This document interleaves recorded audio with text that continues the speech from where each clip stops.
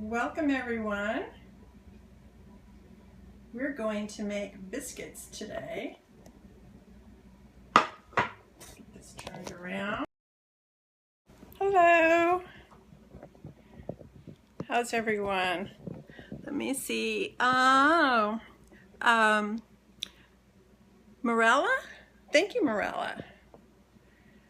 And thank you, Jennifer and Holly. Welcome, Holly. I don't think you've been here for a couple of times. Chris Hatch Mom, thank you. Miss JD Blue, thank you for sharing. Bobby and Christina, thank you for sharing. So I'm MahailaMcKellar, and am I into younger men? I refuse to answer that. Anyway, my name is MahailaMcKellar. I am the mother of Danica and Crystal McKellar, and you know, I'm still laughing too, Bobby. And I teach meditation. On Tuesdays, we meditate together during Intentional Tuesdays. Hello, Sri Lanka. I have been to Sri Lanka. 2006, I went there with Deepak and Rita Chopra and a few other people, and had an amazing week there. Visited the elephant sanctuary and did a lot of meditating and hanging out with Deepak, doing satsang. And thank you, Chrissy, for sharing. So yeah, so on Tuesdays, Intentional Tuesdays, we meditate together and we talk about how we can bring about wellness into our lives through mindfulness. Thank you, Grace Melinda, for inviting followers. Hello, Winnipeg. That's Lucky. Oh, okay, I can't read on here. And thank you, Grace, for sharing on Twitter. So we're going to make, thank you, Roa Marketing. Where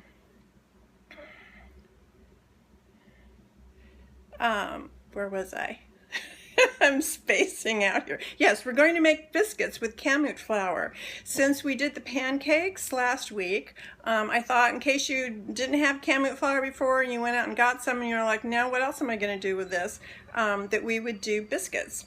So, and I did some research. I started with the recipe I found on MotherEarthNews.com, and Kamut is not gluten-free. Kamut is an ancient wheat that has never been hybridized, nor is it genetically modified. And thank you, Teresa, for inviting followers. And at least for me, I find, and other people too, find that the digestion process is much easier with Kamut. It seems to just agree, you know, it's, how can I put it? It feels more natural. It just works better in my body. I don't get the bloating and that sort of thing that I might get when you can't risk it. Yeah, if you have if you have a real allergy to gluten, a serious allergy, then I wouldn't risk it either. Okay, so anyway, so we're going to do these biscuits. Oh, I was telling you I got the recipe from Mother Earth News, and then I made some changes, such as making it all Kamut instead of half modern wheat and half Kamut. I exchanged the butter for ghee. I know I did a couple of other things, and then I went to, I wasn't satisfied with the results, so I went to southernliving.com, and there I found what they consider their most amazing biscuit, and it was all about the method. So the method of making the biscuits is I incorporated with this recipe, and I like this very much. So before we start, are there any questions? Rice flour, I'm not using it in this recipe. I do use rice flour in my cornbread recipe, which is gluten-free, and we did that, gosh, maybe it's been a month now since we did the cornbread recipe. So, okay, so well, let's get to it then. First, you would start with, you know, I'm not an expert on paleo, so I really don't know if this is paleo. Okay, you can stay for the method. All right, so let me see. I need to adjust here. I've been holding the camera. Let's see. I think that's pretty good. You can see what I'm doing here. All right, so first you would preheat your oven to 475 degrees. And then you just take parchment paper. I like to get this one from If You Care. It's unbleached. I don't know, they seem to be a good company, environmentally friendly products. And so we get our parchment paper and put it on a baking sheet, cookie sheet. Different angle, I like it. No clock. Yeah, the clock is that way. You don't like my clock? I like my clock. All right, so cookie sheet over here, and now going to bring my bowl, my trusty bowl, my mama's bowl, and we're going to start with, oh, thank you for liking my clock too. I think that whoever wrote that, they were just teasing. So 1 cup of whole grain Kamut flour, and of course all of this is organic. And then 1 cup of refined or white organic Kamut flour. And to this we add 1 tablespoon of aluminum-free baking powder and a ½ teaspoon of salt. I knew again. Now I'm using regular milk today. If I were to use buttermilk, then I would also add a ½ teaspoon of baking soda. Basically, if you're doing, if you're making something with something like buttermilk or yogurt or kefir, then you want to add baking soda and think in terms of 1/4 teaspoon baking soda per cup of flour. But I am not using buttermilk today, so I won't. And I do mention this in the recipe that I'll be posting about how to do it with the buttermilk. And then we just take a whisk or a fork or whatever you might have. The monkeys come and take, that must be the person from Sri Lanka. This is the monkeys come and steal things. That's a cool thing about countries like Sri Lanka and India. You know, I mean, I always compare it to how in California we have squirrels just freely running around and we like to feed them and they do their own thing. And in those countries you have monkeys doing that. They just live there. They're not anyone's property, and people take care of them. So we stir together the dry ingredients. Now, beforehand, you might have noticed in my announcement, no mixer today. No mixer today. Hands in and hands on my southern recipe. Is this your southern recipe? With Kamut? That's pretty good.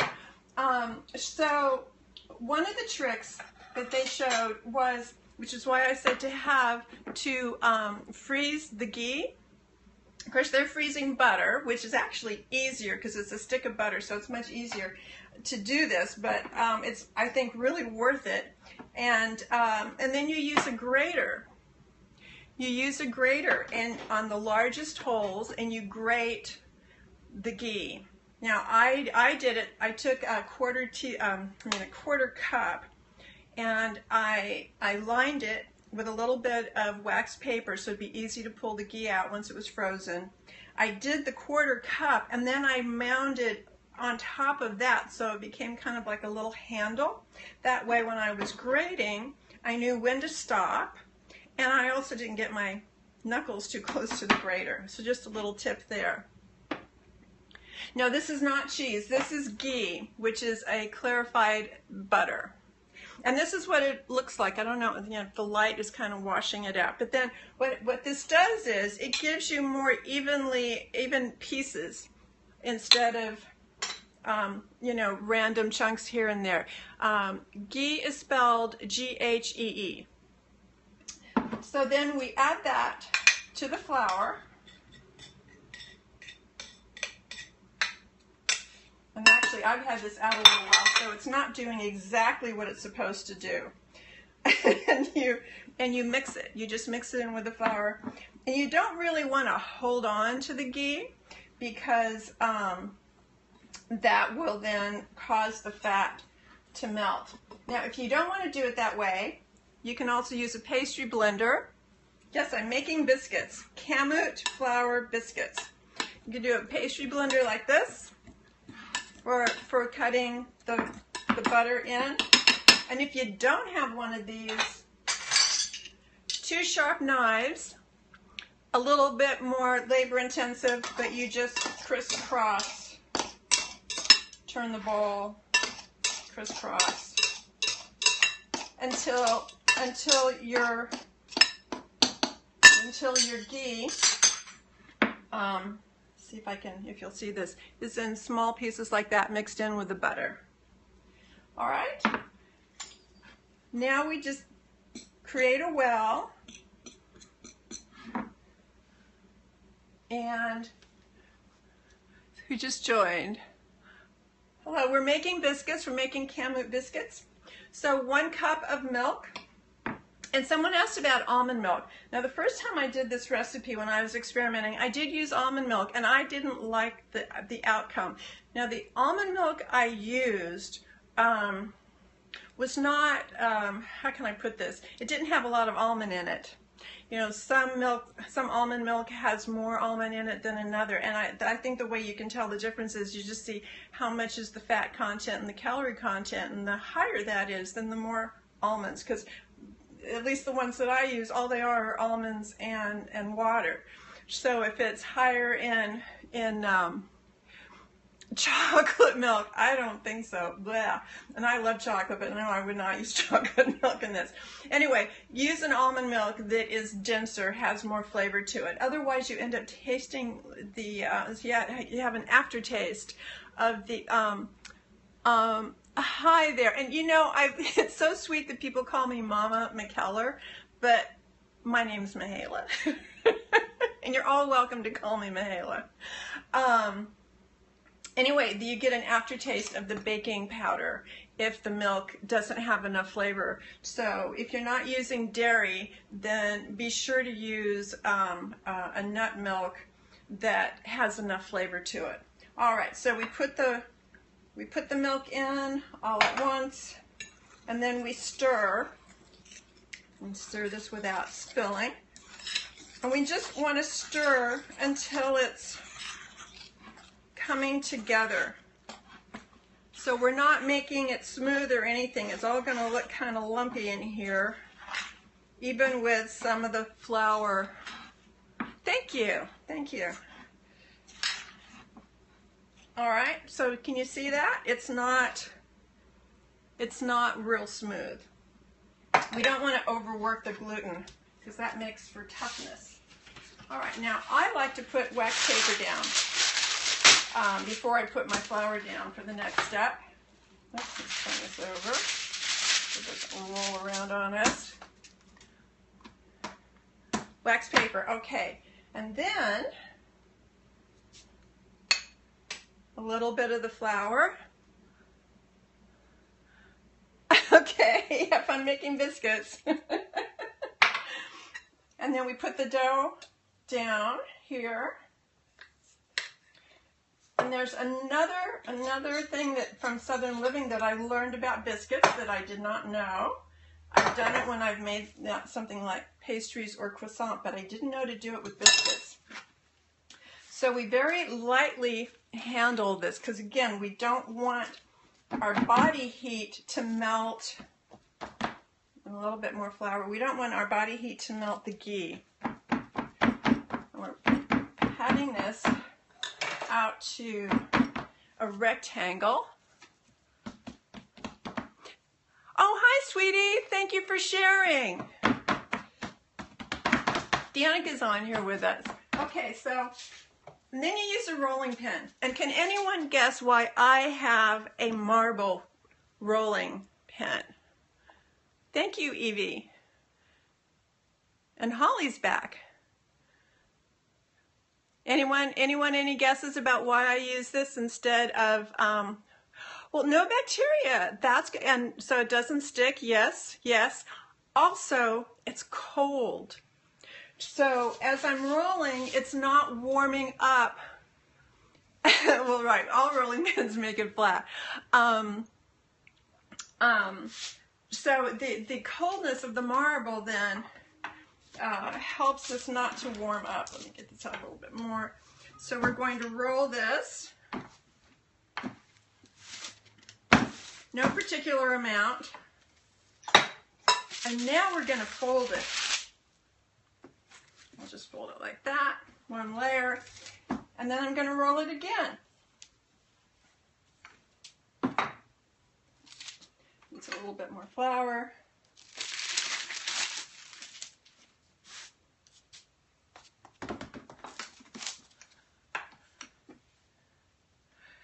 Yes, this makes it flaky.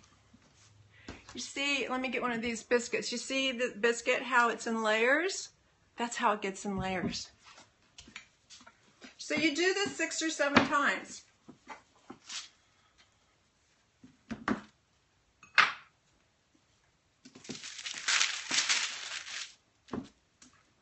Like that. Then when you're done with this, you want to have it, now I have this biscuit cutter. This was my mom's. And I do believe my father made this for her. He used to do things like that.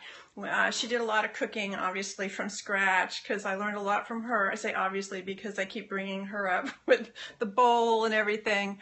I'm adding flour because, yes, because it's sticking to the rolling pin. So I just added a little bit more, just the tiniest bit. So anyway, whenever my mother, you know, I mean, in those days, going back to my childhood, there was no Amazon to go and find the perfect utensil you wanted. They didn't really exist. It was, you know, things like that were pretty limited, relatively speaking. Thank you to Ray of Light. And so my dad made this for her. I can see the welding. So anyway, this is 1 inch high. Yes, this is very special. It's 1 inch high, so I can use it to roughly measure 3/4 of an inch. Do a cut and put it on the sheet. And now here's another little thing to do. When as you put them on the sheet, you want them touching each other. And this helps them to rise up higher. They kind of support each other in the process. So you do that with all the dough, and then you put it in your 475-degree oven for 7 minutes, and then you turn the oven off. Leave it for another 7 minutes, I believe is what yes. So first, the initial 7 minutes, turn the oven off, leave it for 7 minutes, open the oven very carefully so you don't burn yourself, separate the biscuits at that point, and then shut that oven door and leave them in there for maybe another 2 minutes, just so that the edges get a little bit of browning as well. And that's it. And they are really, really good and good for you. So that's the Kamut biscuits. And I need to go to the airport pretty soon here. So any questions? What is the R of the, what is the, that was Kamut flour, K-A-M-U-T.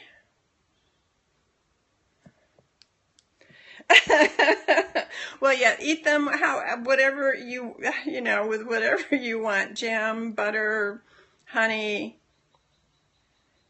whatever it is you like to put on your biscuits, or just on their own.